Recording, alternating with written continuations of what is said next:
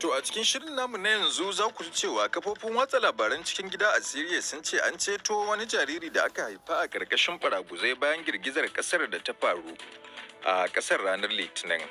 Likitoci a Somaliland sun ce sama da mutane 20 aka halaka a rana ta biyu ta yakin da ake yi tsakanin sojojin sa kai da na gwamnati. A Najeriya ko yayin da babban zaben kasar ke ƙara karatowa ana ci gaba da yi wa 'yan siyasa huɗubar kaucewa kalaman tunzura jama'a don kaucewa haddasa fitina.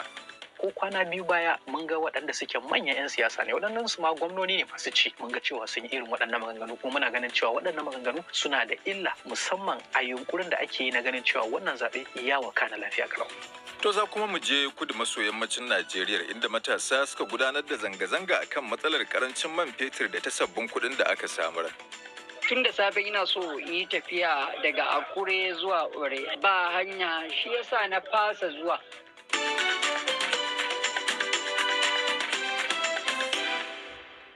To kafin dukkanin waɗannan har ma da labarin wasanni bari in miƙa ku ofishinmu na Abuja wajen Khalifa Shehu Dokaji don fara karanto mana labaran duniya. Kasashen duniya na ci gaba da ayyukan ceto a dare na biyu don gano waɗanda baraguzan gini suka danne sakamakon girgizar ƙasar da aka samu a kudancin Turkiyya da arewacin Siriya. Kimanin mutum sama da 7,000 ne suka mutu yayin da dubbai suka jikkata. Hukumar Lafiya ta Duniya ta WHO ta ce damar gano ƙarin mutanen da ake tunanin baraguzan ginin sun danne na gushewa sakamakon tsananin sanyi da ake fama da shi a yankin da lamarin ya faru da kuma yawan mutanen da ke kwance a cikin baraguzan. At least 23 million people are exposed to the effects of these earthquakes. Margaret Harris ta Hukumar Lafiya ta Duniya kenan ta ce bayanan farko da suke samu shine akalla mutum miliyan 23 ake tunanin girgizar kasar ta shafa a kasashen biyu. Sannan sun tattara bayanan kan harkokin lafiya da girgiza ta shafa, inda bayanan da suke samu akwai asibitoci masu yawa da ba sa aiki yadda ya kamata. Wasu kafafen yaɗa labarai na cikin gida a Siriya sun ce an ceto wani jariri da aka haifa a ƙarƙashin baraguzan gini sakamakon girgizar ƙasar da ta afku a ranar Litinin, sai dai iyayensa sun mutu.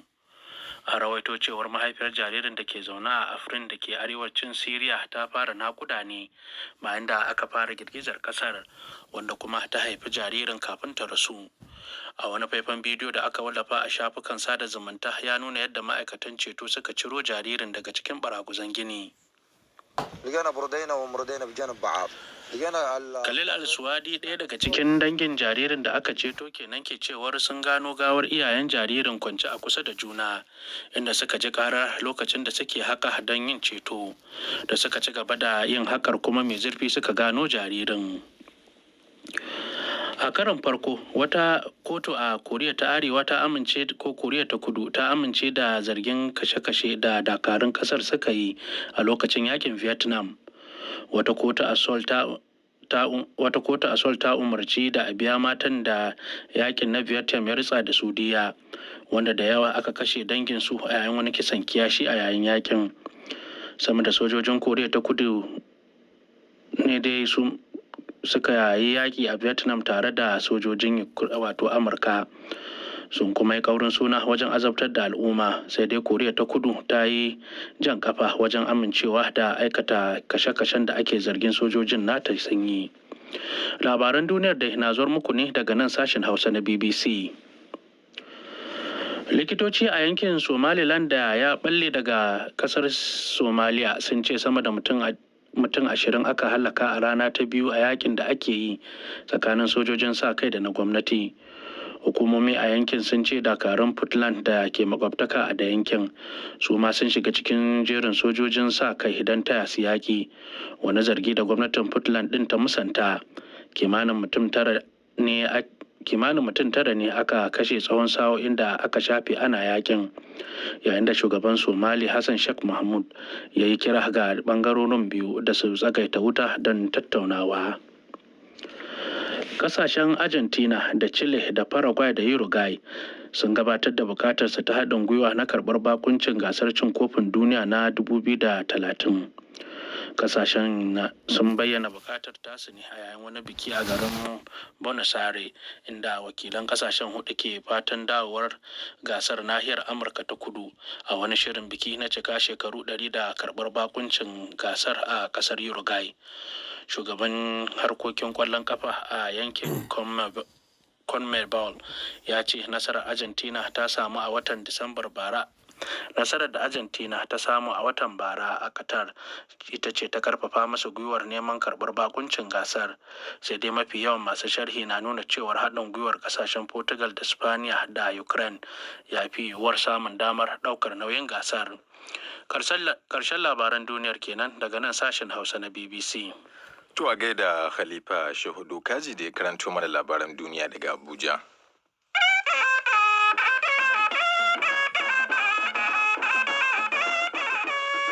To kamar yadda watakila aka ji a labaran duniyar, kafofin watsa labaran cikin gida a Siriya sun ce an ceto wani jariri da aka haifa a ƙarƙashin baraguzan gini bayan girgizar ƙasar da ta faru jiya Litinin, ko da yake iyayensa ba su rayu ba. An ba da rahoton cewa mahaifiyarsa ta yi naƙuda ne a ƙarƙashin baraguzan a yankin Afrin da ke arewacin ƙasar jim kaɗan bayan girgizar ƙasar. Har ta kai ga ta haife shi kafin daga bisani rai ya yi halinsa. Ga rahoton Bilkisu Babangida. Wani faifan bidiyo da aka yada a shafin sada zumunta ya nuna lokacin da kura ta lullube wata jaririya a lokacin da aka zakulo ta daga cikin buraguzai. Khalil Al-Suwadi, wani dan uwan mahaifin jaririyar ne, ɗaya daga cikin iyalan da suka gano jaririyar lokacin da suke kokarin lalubo waɗanda suke da sauran numfashi.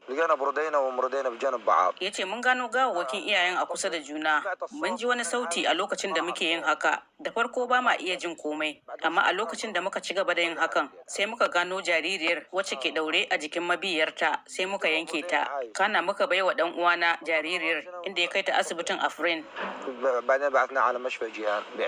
Wani likitan yara a asibitin na Afrin da ya karbi jaririyar, Dr. Hani Ma'aruf, ya ce tana cikin koshin lafiya.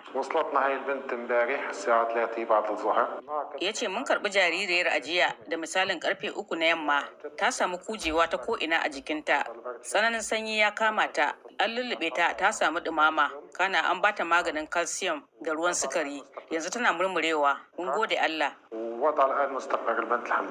Shugaban kasar Turkiya Recep Tayyip Erdogan ya ayyana dokar ta ɓaci a faɗin yanki mafi girma na kasar, a yayin da ayyukan ceto ke ci gaba da gudana bayan mummunan bala'in da ya afka a ranar Litinin a ƙasashen Turkiya da Siriya. Yanzu haka ƙarin mutane fiye da 500,000 ne aka tabbatar da mutuwarsu, kana ƙarin wasu dubbai sun samu raunuka. Shugaba Erdogan ya ce an ceto mutane 8,000 waɗanda suka tsira da rayukansu.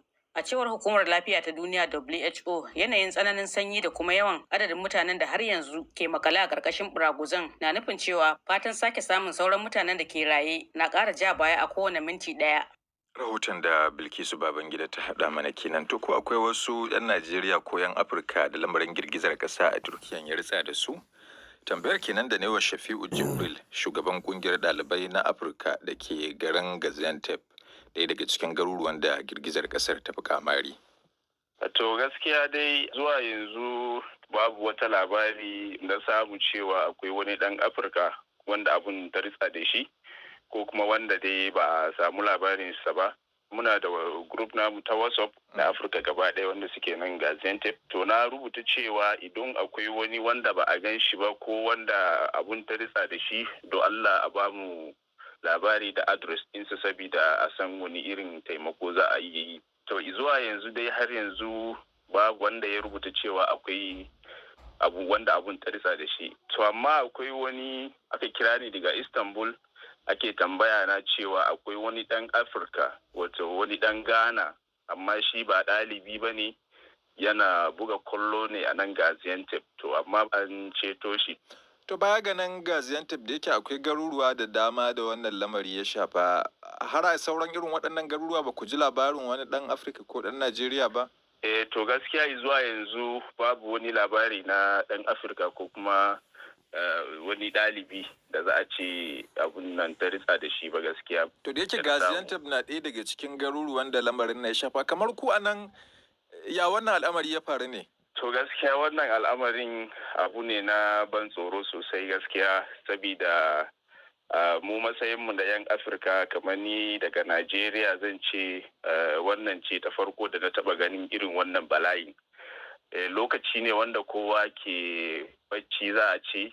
To da muka farka bayan ta tsaya muka fifita waje da gudu dai ba kaya a jikinmu. Muka samu waje ana nan ana snow wato kankara ke zuba ga ruwa kuma yake zuba ana wani mugun sanyi. To haka dai muka fita wani ba takalmi wani ma ba kaya a jikinsa haka dai za ka ga yara ƙanana wasu mata haka dai ba wasu kaya a jikinsu. Muka fita waje muka tsaya kafin nan muka samu labari cewa ai an girgizan kasa ce ya faru. To gaskiya abu ne daban tsoro gaskiya. Zuwa yanzu yaya aikin ke ci gaba da gudana na ceto mutane? To gaskiya har yanzu dai ana ci gaba da tono inda benin suka rushe ana kan ceto mutane. Duk da yake sunan suna da ma'aikata sosai amma kuma akwai wanda suka zo daga Rasha ta tura mutanen su sun zo nan Gaziantep group nasu sun zo da yamman nan. So amma rubuta mana a group namu na international student idan akwai mai jin yaren Rasha zai iya zuwa da Allah ya taimaka wajen fassara tsakanin su Turkawan da kuma yan Rasha. Shafi'u Jibril kenan shugaban kungiyar ɗaliban Afirka a Gaziantep da ke Turkiya.